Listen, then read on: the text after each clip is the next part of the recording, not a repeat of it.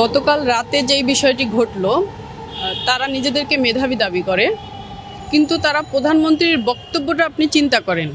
প্রধানমন্ত্রী কি বলেছিল যে মুক্তিযোদ্ধার নাতি নাতনিরা কোটা পাবে না, তাহলে কি রাজাকারের নাতি নাতনিরা কোটা পাবে? মানে উনি প্রশ্ন করছে, কিন্তু উনি কাউকে বলে নাই আপনারা সবাই রাজাকার গণহারে। আগে আপনার বক্তব্যটা বুঝতে হবে, সে কি আপনাকে বলেছে নাকি আপনার কাছে প্রশ্ন করেছে।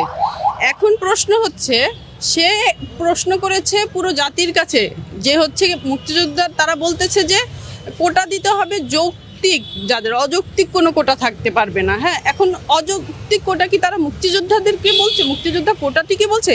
সেটাও তারা কিন্তু বলছে না। হ্যাঁ, এখন প্রধানমন্ত্রী কিন্তু একটি প্রশ্ন ছিল শুধুমাত্র, এটি কোনো কাউকে ব্যঙ্গ করে কথা বলা ছিল না, সবাইকে গণহারে রাজাকারও বলা হয়নি। তারা এই সামান্য একটি প্রশ্ন, সেটি তারা বুঝতে পারে।